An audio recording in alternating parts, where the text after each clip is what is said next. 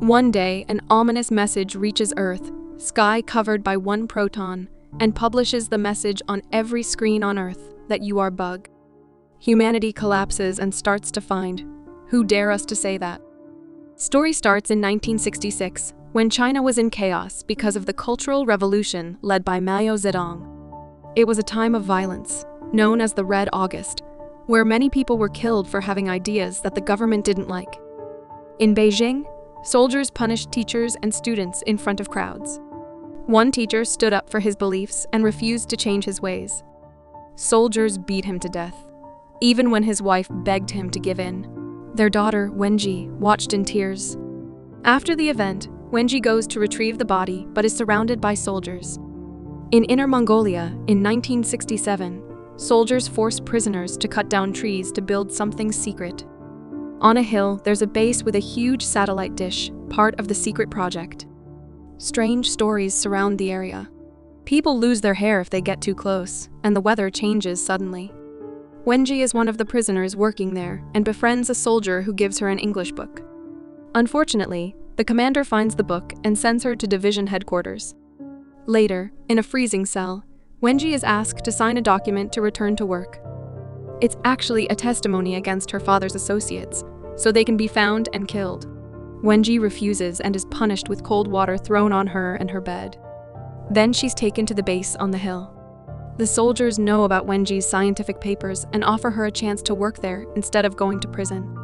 The research is top secret, and if she accepts, she can never leave. Wenji agrees and learns about the Red Coast Project, the secret experiment. The technicians activate the satellite dish, causing a strange noise that frightens local birds. The birds panic, crash into the dish, and fall dead. In a private meeting, Wenji realizes they're not making weapons, but sending messages to outer space. In London, in 2024, private investigator Clarence observes a murder scene at MIT. A physics doctor lies dead with a countdown scrawled in blood on the wall. There's a message saying "I still see it," and the victim's eyes are missing. Clarence suspects foul play due to similar cases.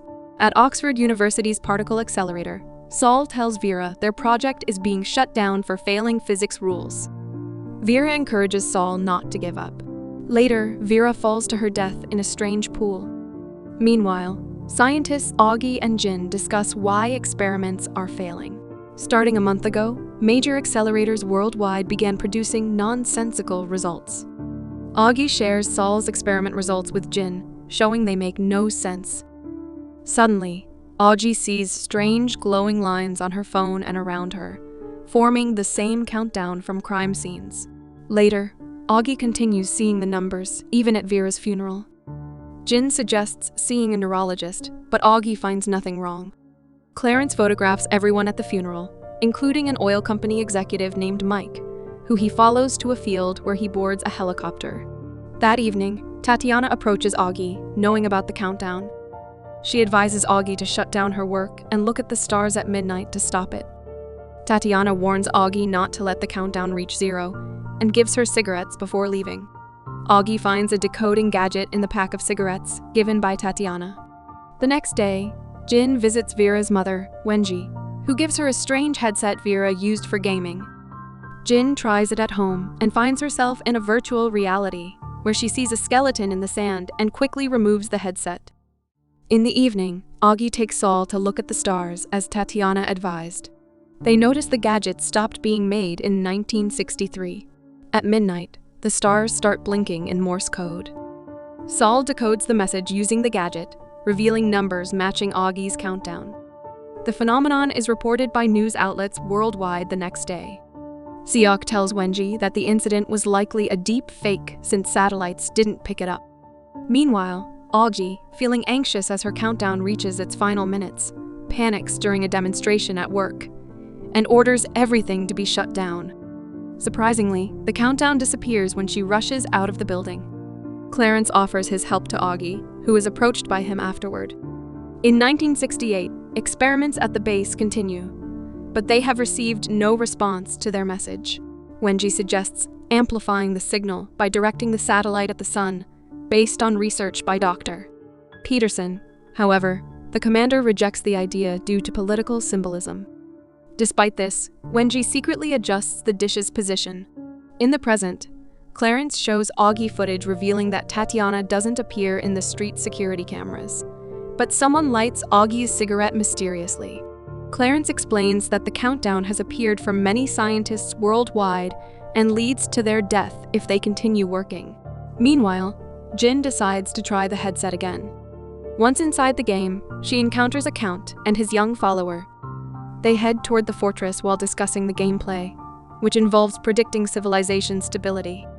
However, when the sun rises, they hide behind a rock, but there's not enough space for all of them.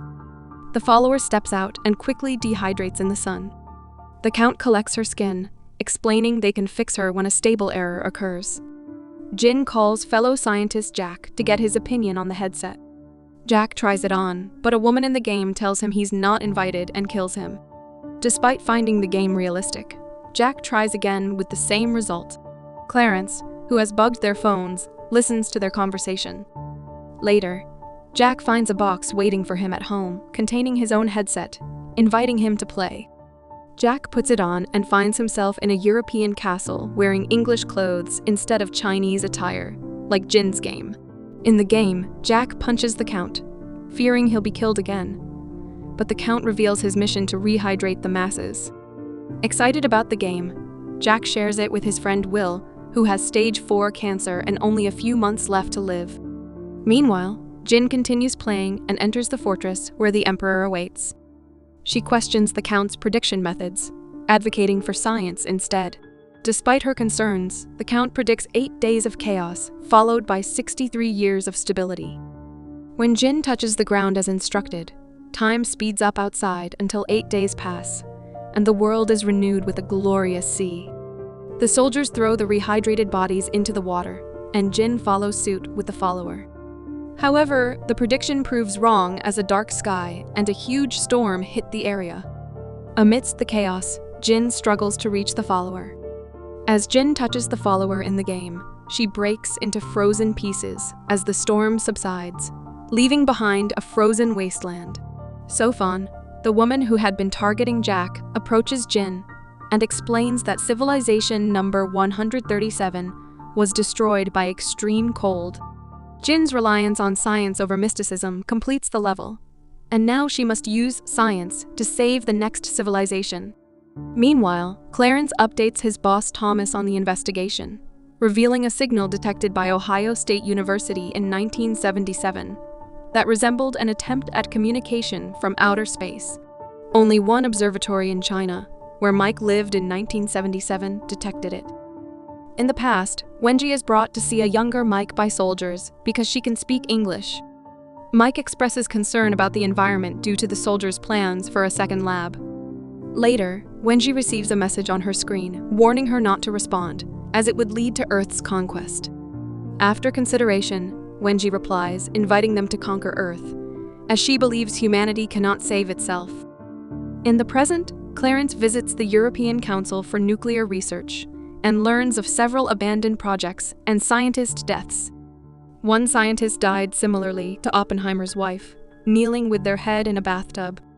Clarence searches the man's apartment and discovers a headset in a safe, which he takes with him. Meanwhile, Augie's group gathers at Jack's house, where Augie finds the headset and decides to try it on. However, she is killed by Sofan immediately after using it. Augie confronts Jack and Jin, expressing her fear as humans don't possess such advanced technology, and Vera died after using the headset. Jack admits he doesn't know where the headsets come from, and Saul agrees with Augie, deeming it dangerous. They all agree to stop playing. Later, Jin and Jack discuss the game over a video call, deciding to team up and enter the game together. They find themselves at level 2, where they encounter the follower who remembers each time she died. Inside a church, they meet the Pope, who questions Jin about the unusual behavior of the sun. Jin explains that the planet exists in a 3-body star system, causing chaotic eras when it moves among the suns. The Pope accuses Jin of heresy, leading to Jack's attempt to save her.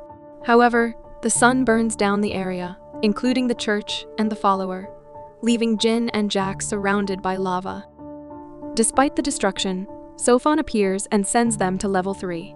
Meanwhile, Saul, Jack, is at Will, who is recovering from surgery. Suddenly, Will begins speaking nonsensically, while Augie faces pressure from her superiors to restart the project or face termination. After much contemplation, Augie decides to restart the machine, causing the countdown to reappear and triggering her panic.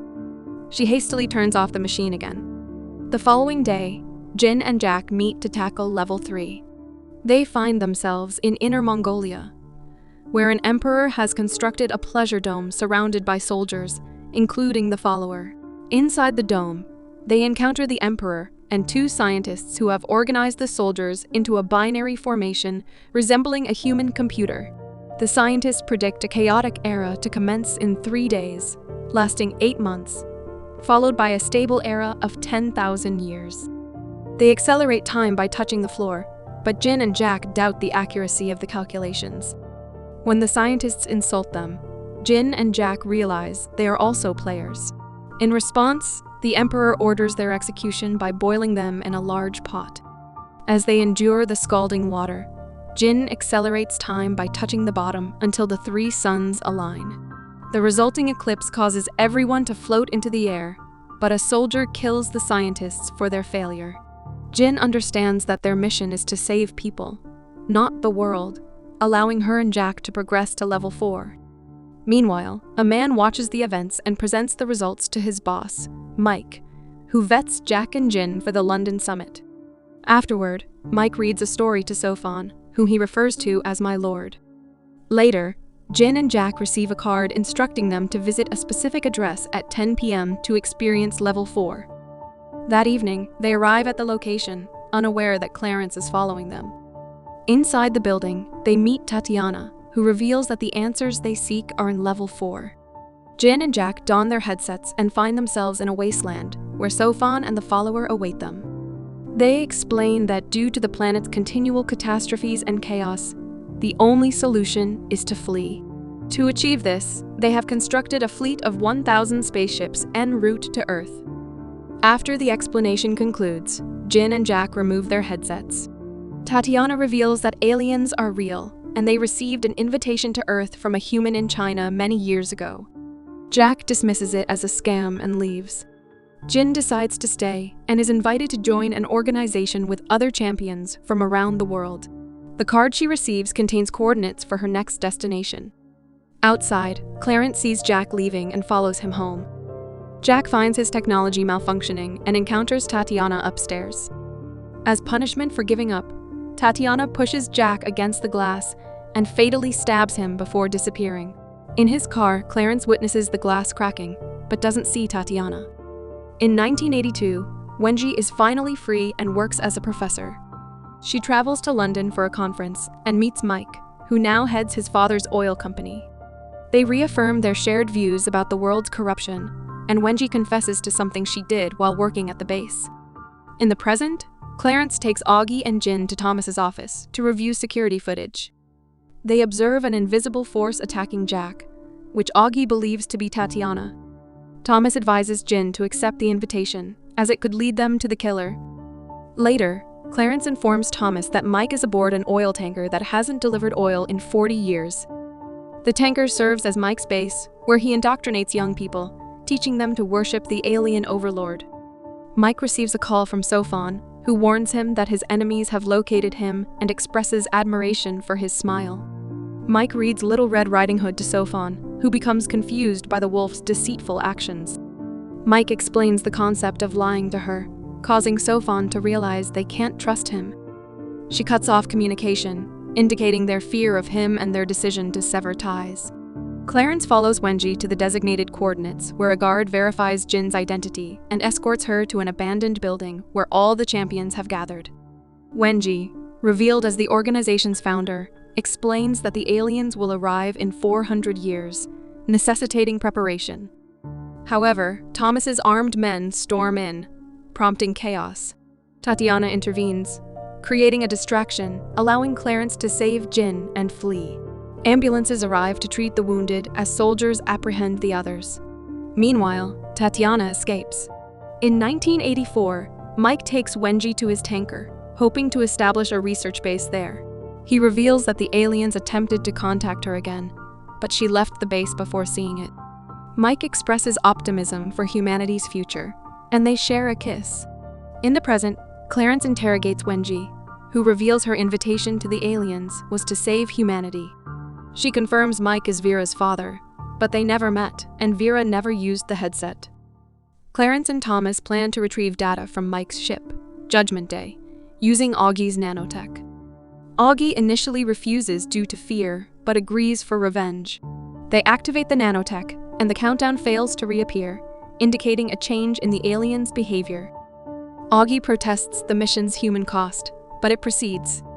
In Panama, Augie guides the team to deploy the nanotech against Judgment Day, resulting in a devastating attack, killing everyone aboard. Mike falls and apologizes before being killed. The ship crashes and is salvaged, revealing encrypted data and a recording of Mike's last conversation with the aliens. Upon hearing the recording, Wenji begins to question the aliens' intentions, considering the possibility of hostility. Afterward, Thomas brings Jin to his headquarters and shows her the mysterious file. Suspecting it may be another game level, Jin and Thomas put on the headsets and appear in a post-apocalyptic wasteland where Sofan is waiting for them. Sofan explains that the aliens don't look human, and her form is for the player's benefit. She reveals that humanity's rapid advancement poses a threat. So in 400 years, human technology could surpass the aliens, potentially leading to conflict. Their goal is to hinder humanity's progress, targeting scientists using Sofan's protons turned into sentient computers. The mysterious file contains 4 Sofans, each pair entangled on a quantum level. 2 are on Earth and 2 with the aliens, sent at faster-than-light speed to strategic scientific locations, distorting reality with illusions. Removing their headsets, Jin and Thomas find computers blinking worldwide, followed by a message declaring humanity as insignificant.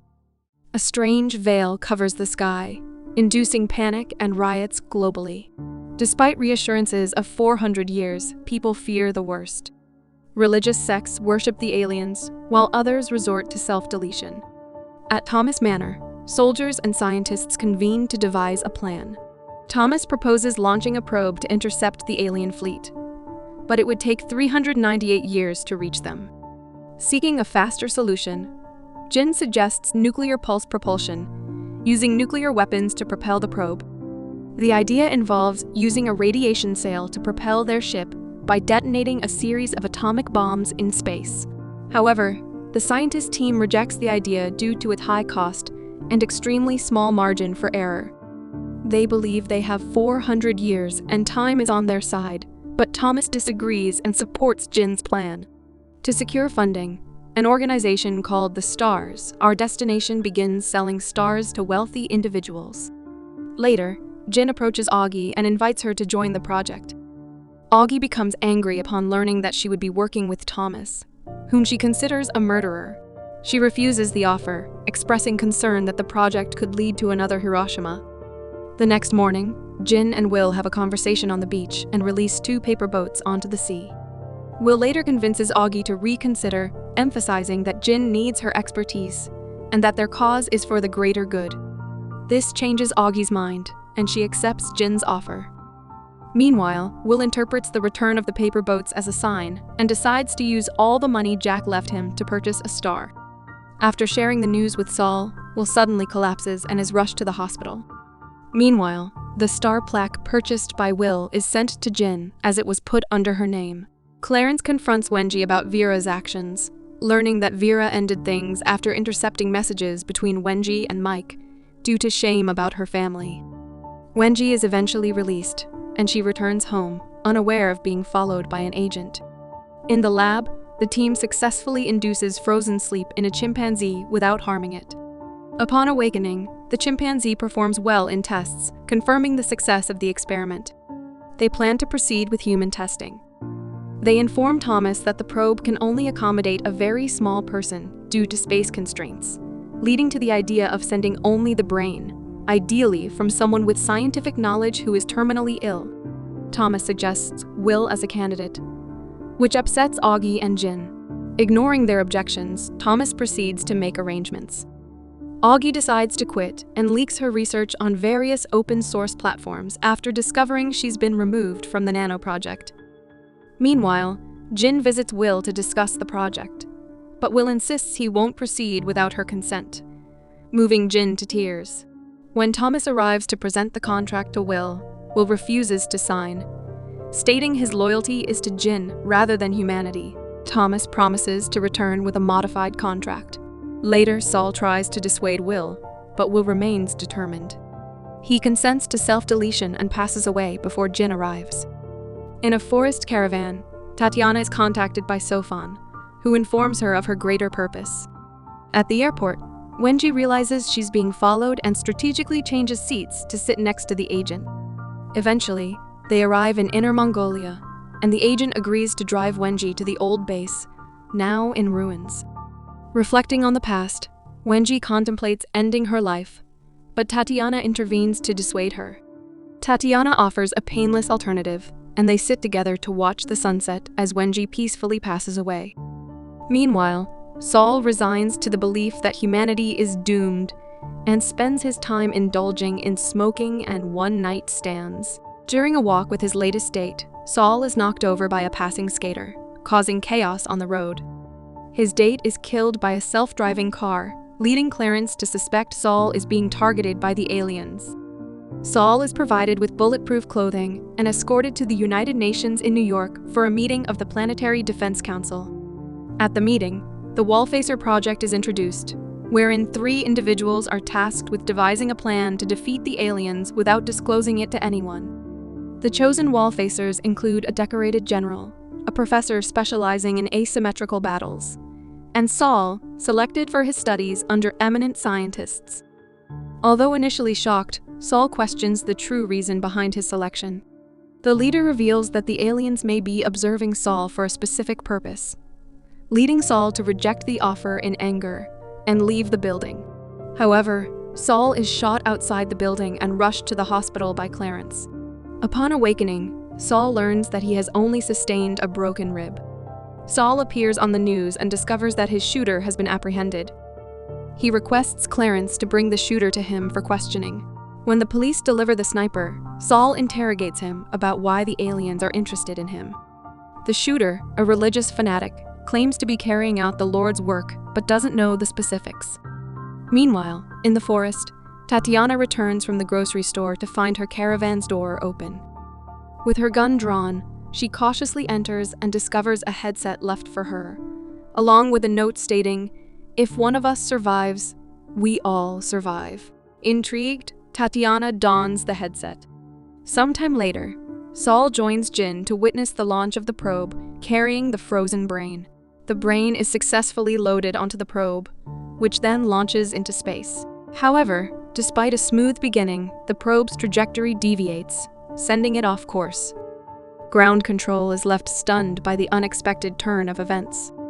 Later, while Thomas is on his private plane making arrangements for the Wallfacers, the plane's electronics begin malfunctioning. Sofan appears on the screen and causes the plane to shake before manifesting in front of Thomas. She informs him that he is a significant leader, and as such, the aliens will monitor and influence his actions until his death. Thomas experiences a vision of the countdown and his demise before Sofan vanishes.